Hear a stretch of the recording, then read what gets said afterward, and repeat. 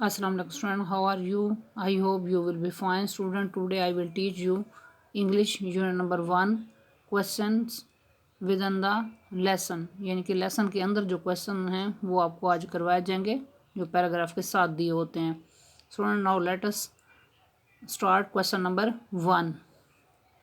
How did the Rasul sallallahu alaihi wasallam resolve the issue?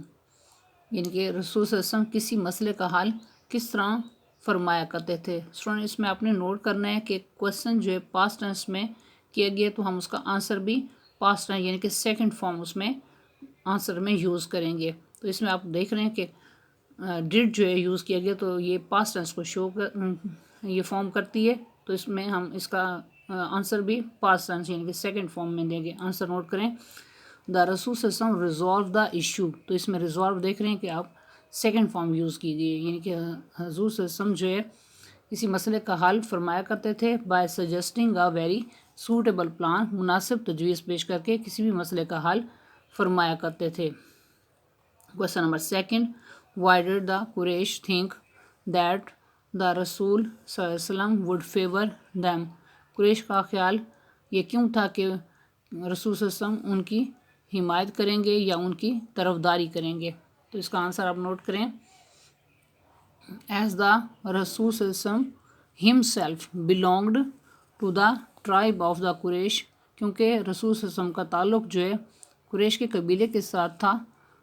Quraish के कबीले से आप ताल्लुक़ रखते थे. दे थॉट उनका ख्याल था that he would favour them.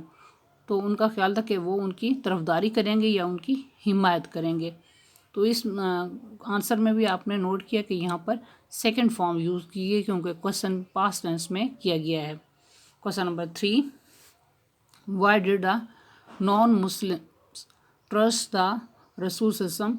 गैर मुस्लिम जो है रसूल सल्लल्लाहु अलैहि वसल्लम पर भरोसा क्यों किया करते थे. तो इसका आंसर आप नोट करें.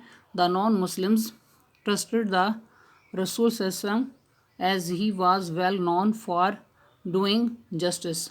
नॉन मुस्लिम जो है इनके गैर मुस्लिम रसूल सल्लल्लाहु अलैहि वसल्लम पर इसलिए भरोसा करते थे कि आप जो है इंसाफ करने में मशहूर थे. वेल नॉन मीन मशहूर होना. Question number 4. What advice did the रसूल सल्लल्लाहु अलैहि वसल्लम गिव टू हज़रत अली रज़ी अल्लाह तआला अन्हु. हज़रत अली रज़ी अल्लाह तआला को रसूल सल्लल्लाहु अलैहि वसल्लम ने क्या नसीहत की थी.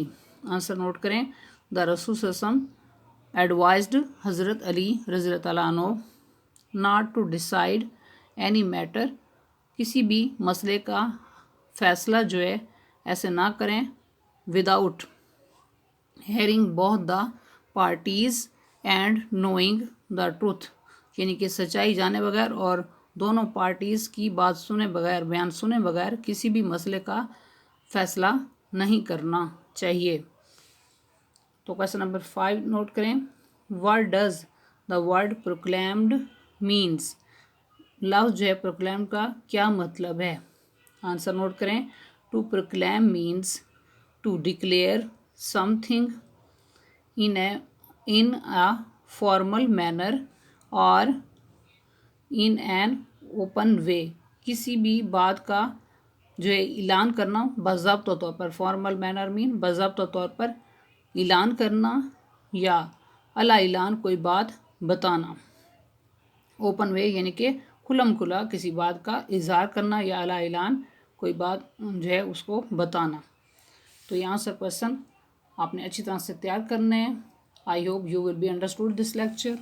ओके, अल्लाह हाफिज़.